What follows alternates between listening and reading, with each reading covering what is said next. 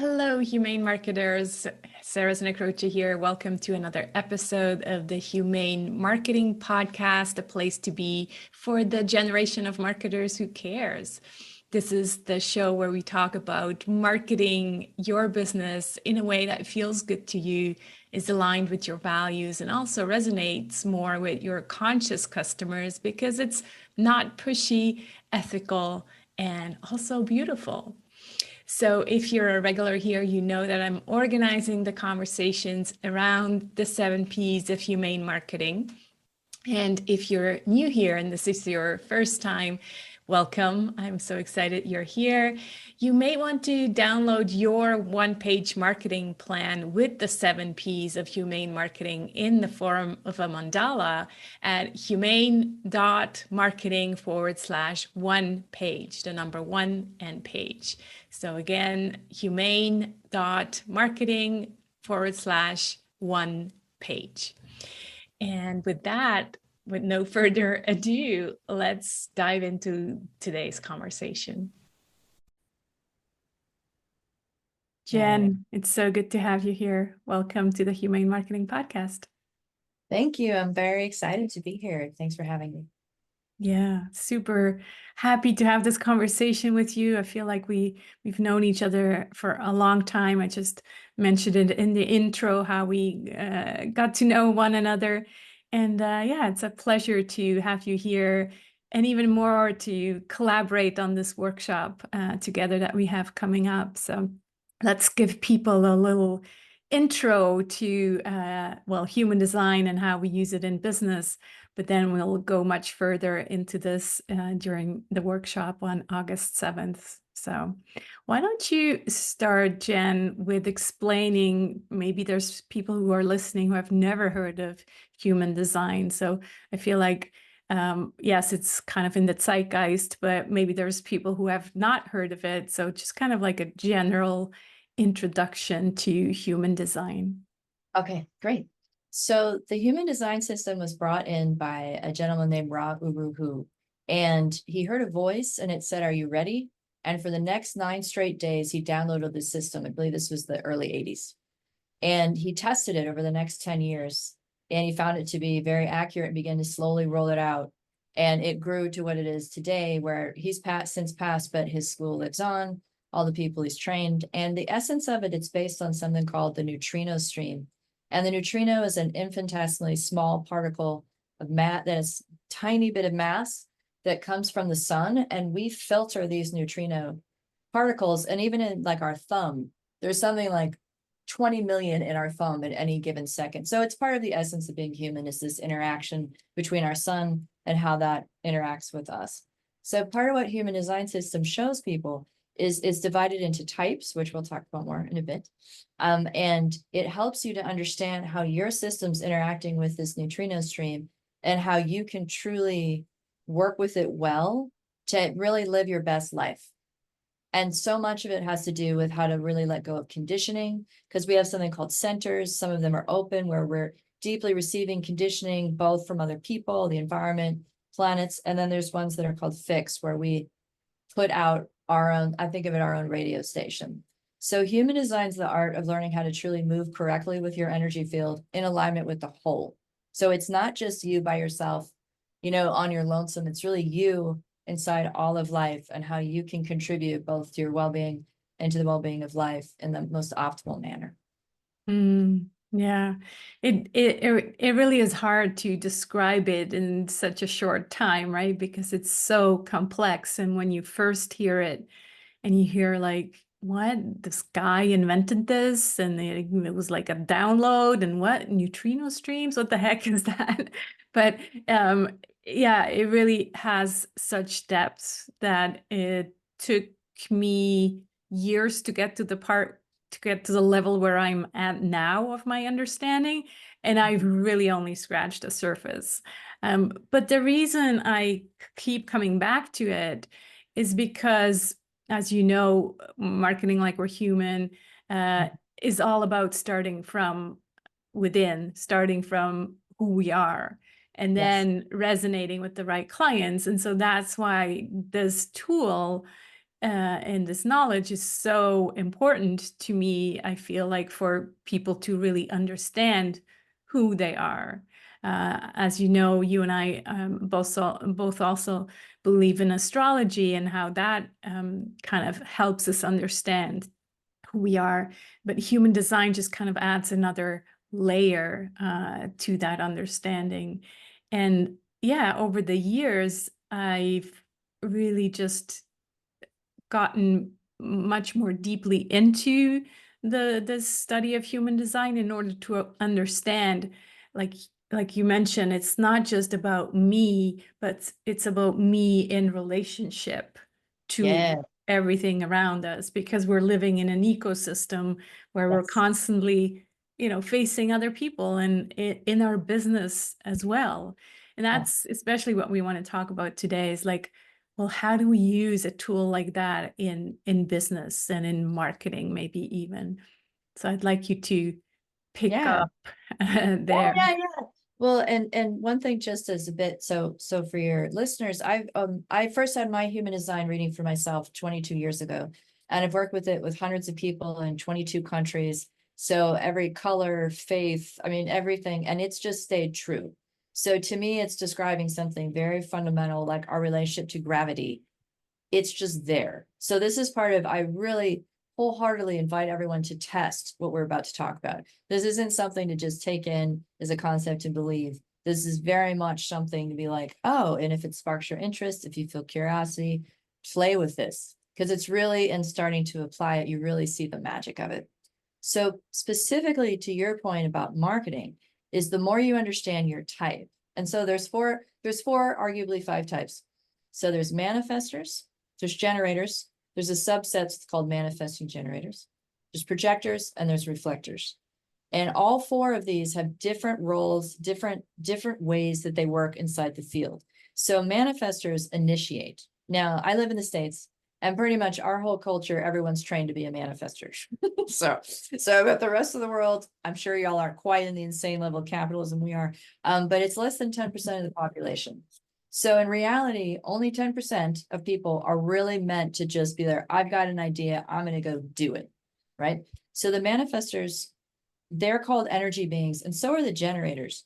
Now, what this means by energy beings is they have access to energy to get stuff done, right? But the manifestors, if you're a manifester in business, then absolutely. I mean, in a lot of ways, it's amazing because you really can just go get stuff done like that, but you're not meant to actually work long term. You're meant to initiate, but you don't have the energy to actually do the work. The generators are the worker bees. We're the ones. I'm a manifesting generator. And Sarah, you're a generator, right? I'm You're a not generator. yeah. Yeah. So we're the ones who actually have, it's correct. We have the amount of energy in our bodies that we are meant to work, and we need to work. I mean, because when we work every day, we wake up, let's say 100 Sarah units. By the end of the day, you want to be down to almost zero so you can truly rest, right? So if you find out you're a generator in business, one of the key points is you need to wait to be initiated by life itself, by a manifestor. You need to wait.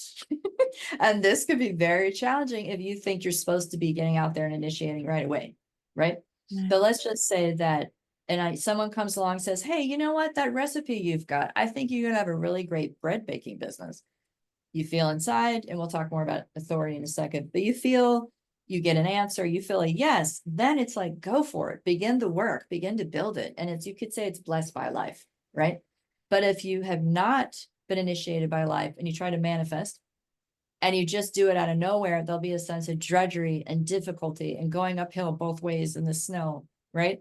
So the third type is the projectors. I want to So just I want to yeah, just yeah, pause and think about yeah, this manifesting, because um, yes, it's interesting, because kind of in this new age movement, there's all this talk about manifesting, right?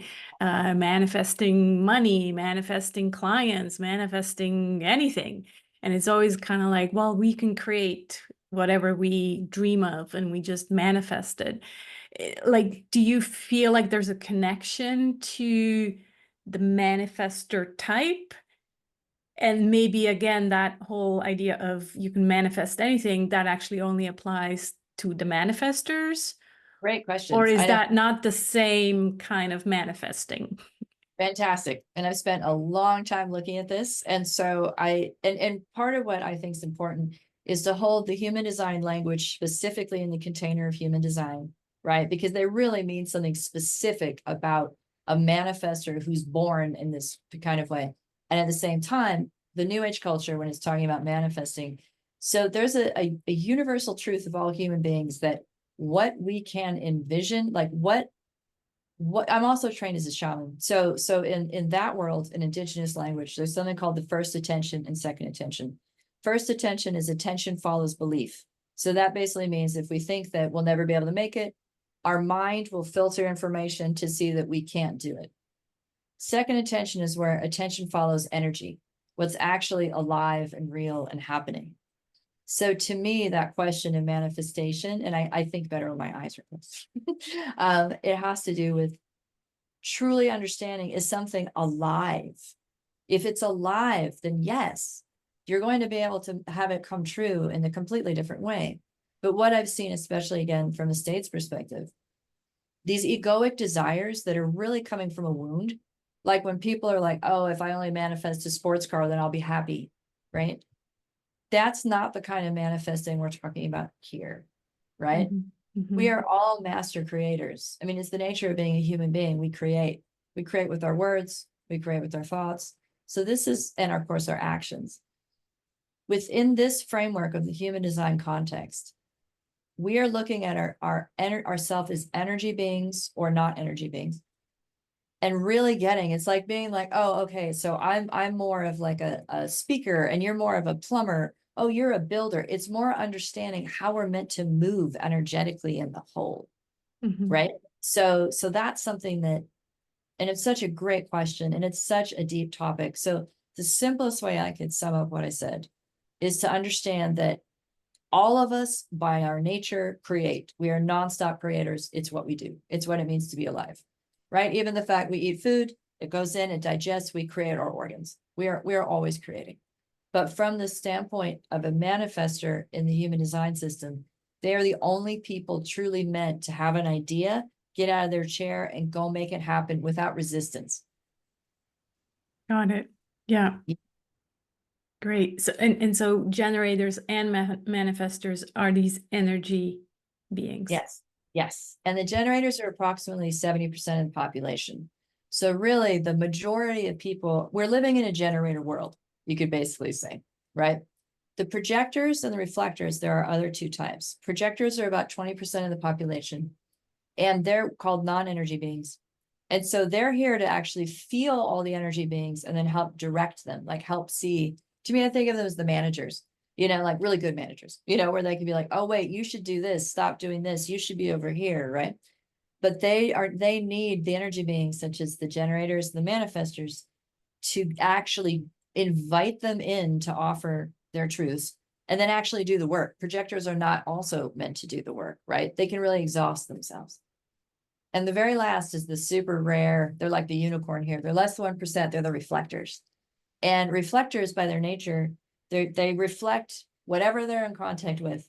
So part of their role in the whole is to be able to report back, like, how are we doing?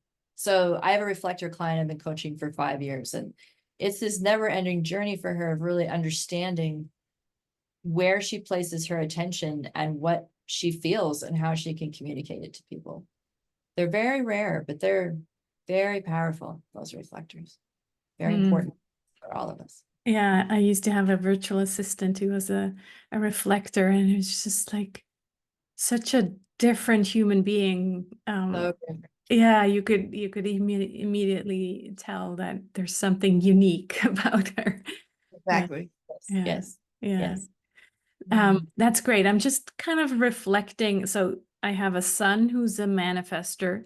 Right. And yes, they're also very unique human beings. Not Yes. just because it's my son, but yeah, in terms of that energy, right? And it's not, if I compare it maybe to the generator energy, it's not as stable. It's more fluctuating in terms of, they get a lot of energy and they can work nonstop.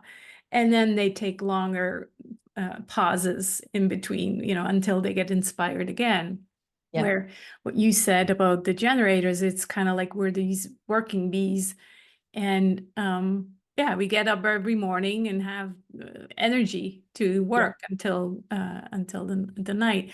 And that kind of made me reflect that I remember Ra mentioning at one point that maybe this will change as well.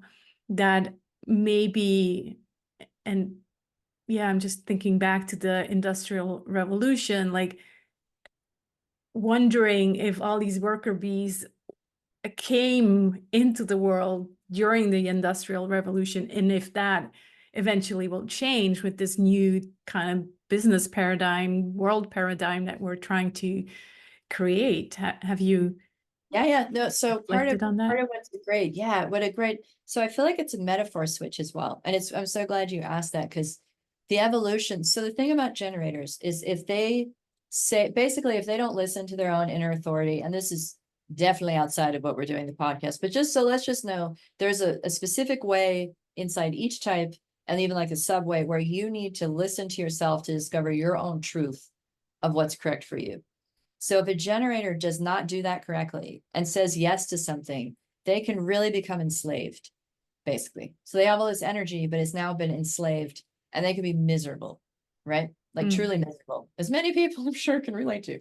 But if they really listen to themselves and say yes to the correct opportunity, then it's like my dad started his own company when I was 15, and watching him just be so excited every day to get up to build this company, it was like he had boundless energy. He could just work and work and work and work, right? So it's like a really different sense when it's a yes, when it's truly correct for you, the energy, the work becomes like wonderful, right? But whereas if it's really not right for you, and you're staying in whatever, for whatever reason, right? Some job, some anything, then it really is that industrial revolution, working 12 hours a day in the cotton mill vibe, like where you really have been like captured and then put to work for someone else's idea that's not really helping you. So I'm really glad you asked that, because that, especially the more that society is going through this, all societies, the world is going through the transformations that we know we're inside, with climate change, with all sorts of things. Yeah. This ability to discern what's correct for your energy and then to actually go towards it is going to become straight up survival skills. Right. It's so important, because the difference, like I was part of what I can testify in my own chart. I was in the financial industry for 8 or 9 years when I first started doing this work. And I think it was important. I learned all of that. I've still used it all the time in my own business, but it was not the right fit for my chart at all. It felt terrible. I felt drained in every way. And when I finally reached this cathartic crisis point where I really had to choose to live my beliefs and to test all this with the fullness of my entire life, everything changed. And even though I've been an entrepreneur, for 12 years now, and there's been, of course, the ups and downs of that, every day I get up and do what I love, and I feel energized no matter what. Yeah. And that's a big difference. I think you brought up something so crucial. This is the crisis that we're in right now, the poly crisis, right? It's not just the climate, it's all these other things as well. Right. To be in the wrong job is a matter of survival right now. So if you feel completely frustrated with the state of the earth and you're still in a job that just kind of is so depressing, then yeah, you find no more joy whatsoever in life, because clearly looking outside is not going to give you that joy. So kind of coming full circle and going Yeah. within and maybe pivoting to something that contributes to creating change or things like that, that I find like there's never been a better moment to do that right now. And I think there's a lot of people who are pivoting out of just kind of the soul-sucking job into something that, yeah, is part of the solution, right? Because a lot of Yeah. people kind of start to feel, oh, they're actually part of the problem and not the solution.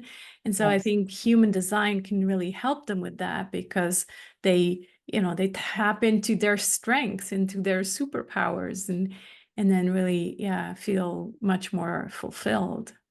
Let's Practice. go back to the business conversation. So Yes. you mentioned authority just very shortly. So for me, for example, it's to listen to my gut, right? Listen to my intuition. And Yes, if yes, it feels like a hell yes, yes, then yes, I'm supposed to be doing yes. it. And if it's kind of like I'm not sure about it, then it's probably gonna drag me into the completely wrong direction, and I'm gonna feel frustration, a lot of frustration. A And lot man, of have I frustration. felt that. Yeah. You and me both, sister. Yes. So Yeah, yes. yeah. Yes. And so Yes. what kind of other authority types are there? Or not types, authority, what do you Strategy. call it? Strategy. Strategies? Yeah, Yeah, yeah, yeah. Strategy and authority. They go together. So right. each type has their strategy, but then the authority. So there's so we'll just cover the top three. There's the splenic authority, and that's people whose truth is designed to be in the moment and immediate yes or no. It's from the spleen. I think of it as the immune, well, it is part of the immune system, but I also think of it as the most least sense of humor voice.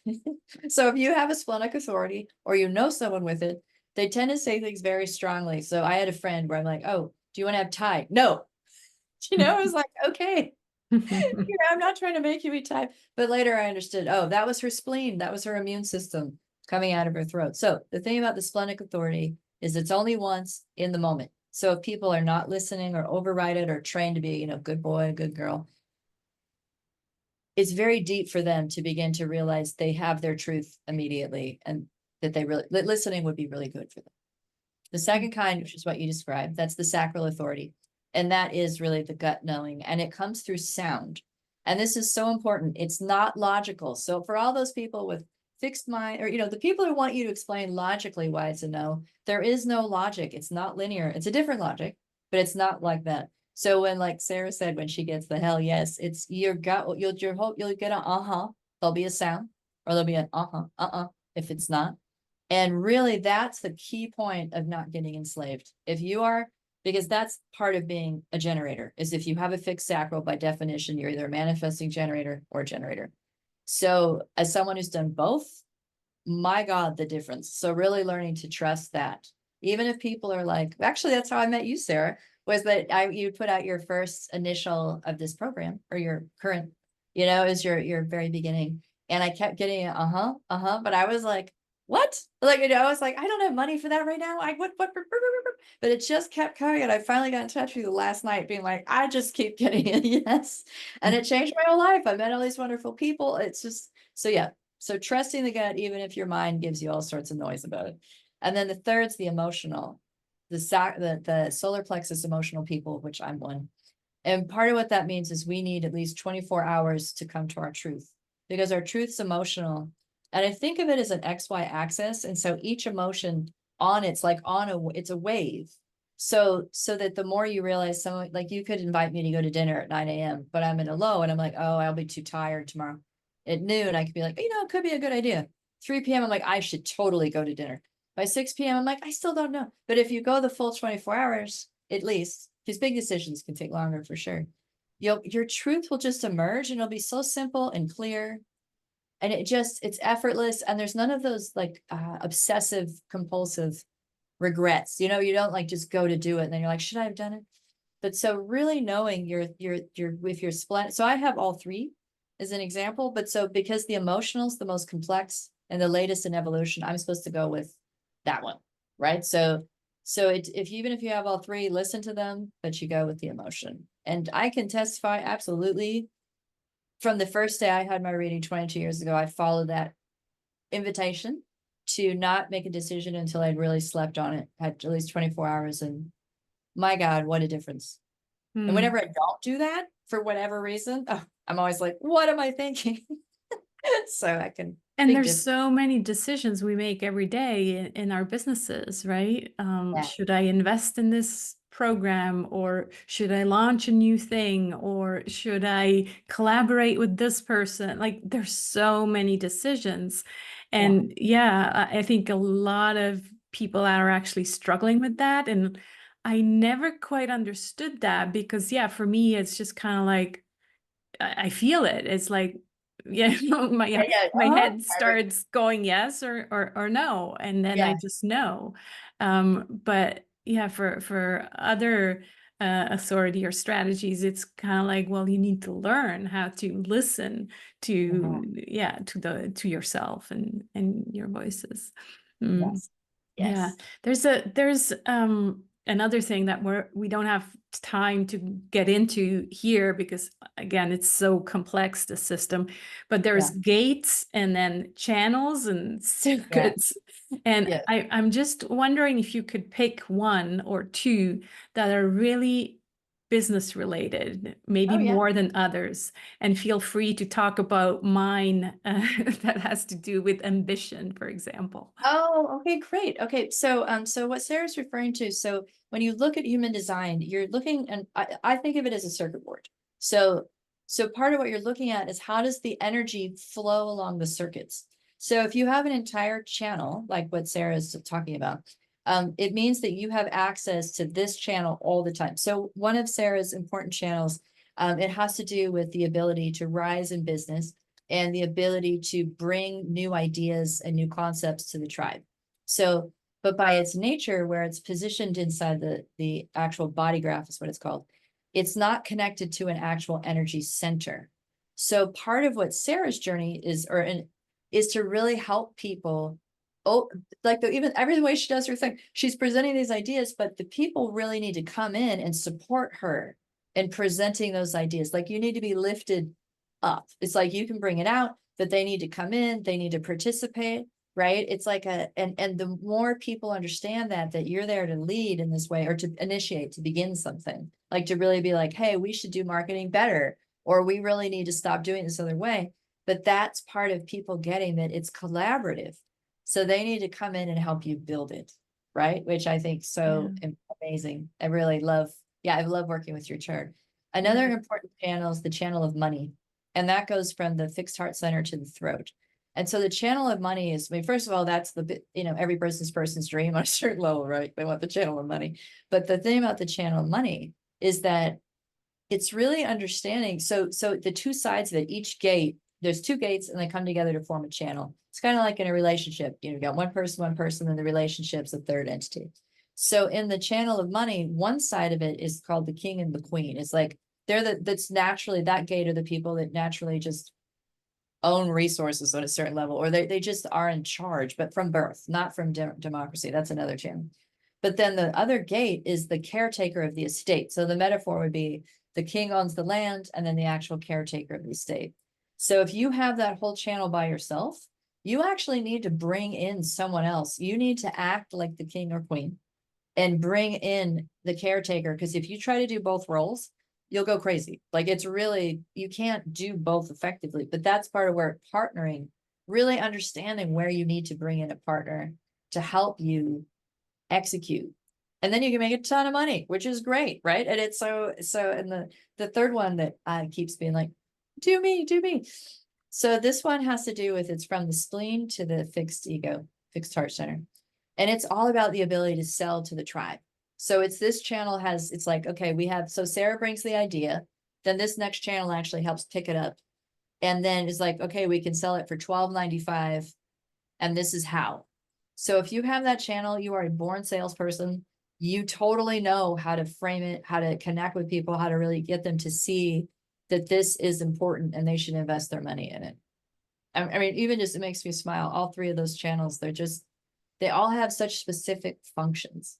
Yeah, So I love that. And I love how this really again brings us back to collaboration and partnership. yes, Because we really, it does take a village to build a business. And human really, design shows that, because while I have one of those channels, I don't have the other two. And so yeah, that's why I keep doing things in community and trying to, yeah, rise together.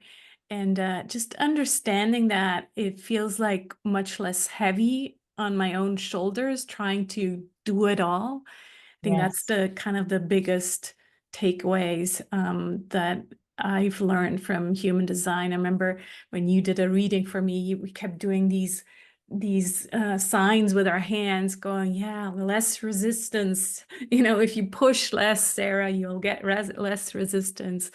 And yeah, I keep, remembering that because it just, yeah, it helps us to become softer with ourselves. I think that's one Oh, of the things as well, oh, because we good. just kind of accept who we are and, yeah, tap into our strengths, but also realize that we have things that are just not in our design. And so we need to find partners for them. And that's Yeah. actually where I love, I love doing business partnership readings for that reason, or teams, because really helping them articulate and clarify, oh, really, this person really is awesome at this, right? And then this person. So it really takes away a lot of, it's like that humility, like in the best way, like, oh, I'm really good at this, but I'm not good at this, Right. right? And like in American culture, we're just taught you're supposed to be good at everything. Somehow it's a weakness if you admit you don't know something, right? Maybe Mm, more universal, but just speaking from my own cultural context. yeah. And I've seen with partnerships, especially like, startups or people that are really like leading teams, the more they can really trust that they can really give these tasks to this person and they're going to be much better at it than they are. And then, like you're saying, that sense of relaxation, that sense of really getting to be, like that phrase, in your zone of genius, right? Mm, And that joy, and that's something that so as a manifesting generator, the difference, just to tie it into the previous, is that manifesting generators, they have the ability to manifest, but they have to wait like the generator. So they have an enormous amount of energy, basically, which is what I am. And learning to wait and really allow life to initiate me and then just go for it, first of all, has been amazing. Instead of trying to go for it and then it just is not working, right? But then second, really seeing the people, like I have a woman that I've consulted with for years who's got that channel of the stories that knows how to sell it. And she just be like, oh, well, it's like this and this. I'm like, genius. Thank you. Instead of me trying to come up with it, where this person's like, oh, this is like breathing. It's so easy. I don't even see why you'd pay me for this. But like, no, really, let me pay you for this because this I find very valuable. Right. mm, Even you can tell in my voice, it's just such joy when you feel everybody happy because they're really doing the right thing, and then they feel useful and needed and appreciated. And yeah, it's the best. It really is the best. mm. So good. Um, I kind of look down at the clock because I'm like, okay, we need to, kind of wrap it up. But I do want to give people a little preview of what we're going to be talking about on the collab workshop. Another collaboration, right? It's like, Right. well, I don't know enough to talk about human design, so I'm going to bring in my people. And that's what That's I do right. with these Exactly. collab workshops. So yeah, tell us a little bit about what we're going to be tackling in the workshop. Great. So again, I went, and just as Sarah's saying, we know this is complex, but we're doing our best to make it at least palatable for an intro. So what we're going to be working on is something called profiles. And so the profiles, they really are even a more targeted, precise way of looking at your design and how your design is meant to interact with the whole. So like I'm what's called a 1-3 profile. We're the ones who get the party started. We initiate from like nothing. Like we really are meant, and again, the metaphor aside, of going into the virgin jungle, which I don't think we should be exploiting jungle, but just for metaphor purposes, we're the first person in there. And we're the ones with the machete being like, what is this place? So we are just designed to get in there and really be on the front. That other types are designed to come in and then be like, oh, they're going to really survey the land. And then, oh, wait, they're going to be the ones that first pave the road. And then later on the line, the people who come in and really pave it. And then it's so the more you see where you are, like I'm a true startup person. And the moment it starts to really form is when I need to hand it off to the next profile, right? So we're going to look, and it's based on the I Ching, the hexagram of the I Ching. So the Chinese Book of Changes, over 2,000-year-old incredible descriptive system of yin yang theory. And we're going to look at each of the lines in the hexagram, and then we're going to look at how they relate to the different profiles. And it's precise, it's incredibly precise, and so liberating to start to understand your profile. Because again, like Sarah had already mentioned, there's a lot of ways we get conditioned to try to be what we're not. And we can become highly critical of ourselves, or we can just not understand, well, why am I like this? Or why am I not, especially like your sibling or what in other people, why am I not like this person? But when you know your profile more clearly, not only does it give you the confidence to be yourself, it really shows you where you're going to shine and thrive. So in terms of business, again, like I know as a 1-3, I'm here to really help people begin, you know? Mm. And that beginning in many ways, it spirals. So like you beginning to go deeper into human design. So you bring me in. So it's not just a linear idea of like at the very beginning and we never speak again. But I know that I can really help people begin really anything because that's what I'm really good at, right? Mm. Whereas Sarah, you have the ability. So you and I both have the ability to get to the very bottom. That's part of what we love. But Sarah's designed to universalize the message. So even right now, the fact this is her podcast, she's interviewing me so beautifully. She's doing her role to help it go to a larger audience, right? It's so And that was beautiful. such a big aha for me because, I kind of always hid behind this introvert title. And I thought, well, no, introverts, they need to work one-on-one and in like small, safe, circumstances. And so understanding this universalizing and seeing how that could work for me even as an introvert, it was just like mind blowing. I'm like, oh, I gotta write books. Oh, I gotta, it's like, yeah, understanding that and writing these books. I mean, it's so much joy for me to put just all the stuff that constantly goes on in my head to just put it in a book and then say, universe, please, spread Yeah, the help, message. help. I'm doing my part now. Yeah, you help Yeah. take it. Mm. Yeah. Oh, I'm so glad that that makes my heart smile hearing that, because that's exactly what I love about this work, what I love about just doing it personally with people, but also just loving that it's moving more into the group mind, that this is possible. And it's such a speeding, it so accelerates your learning curve as far as like really being able to see yourself, really see where you can shine, where you feel inspired, like you're saying, because the book's perfect. It's very introverted to write the book, Yeah. it's you Hmm. with yourself, but then the book can go out and really become a message that travels far beyond the Right. one-on-one with the small people, right? Yeah. Yeah. So good. Well, I look forward to unpacking all the profiles. And then we're also going to do 4 readings that you're going to look at people's chart first and then kind of Yes, analyze it from this business and marketing angle. So yes. can't wait. What a treat. I really look forward to that. Thanks so much, Jen, for doing that. And so if you are listening right now and you're like, oh, I want to, grab a seat right now and get my profile read. Well, you can find out more at humane.marketing/workshop. That's where you can sign up. We run these with small donations. So we'd love to see you there. Wonderful.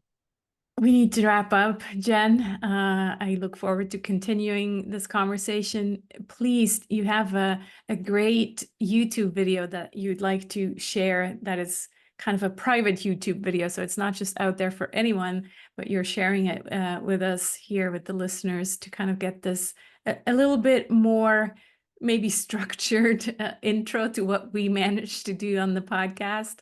Yes. Yeah, where can people find that?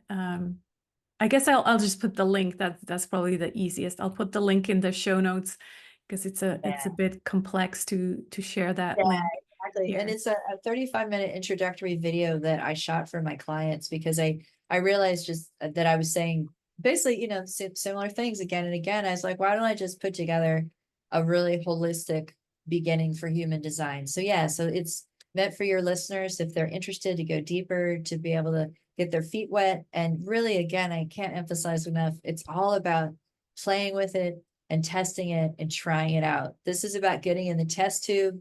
This is about really, really taking the reins of your life and being like, okay, how can I live the best life? And how can this tool help me do it? So Yeah.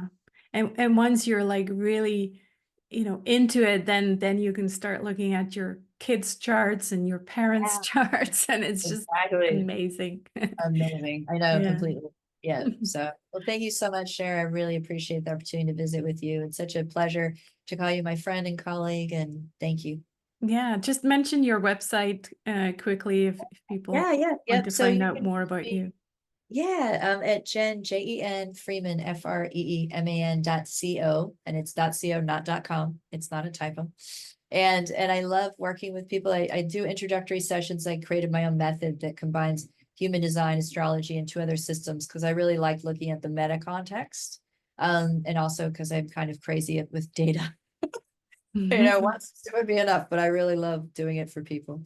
And I do private coaching also. So yeah, Wonderful. Well, yeah, can't wait to continue this conversation on the workshop. Speak me to you too. soon. Okay, thank you. Bye, Sarah. Thanks so much for watching and being part of a generation of marketers who cares for yourself, for your clients, and for the planet. We really are change makers before we are marketers. So go ahead, be the change you want to see in the world. And I hope to see you again next week. Take care.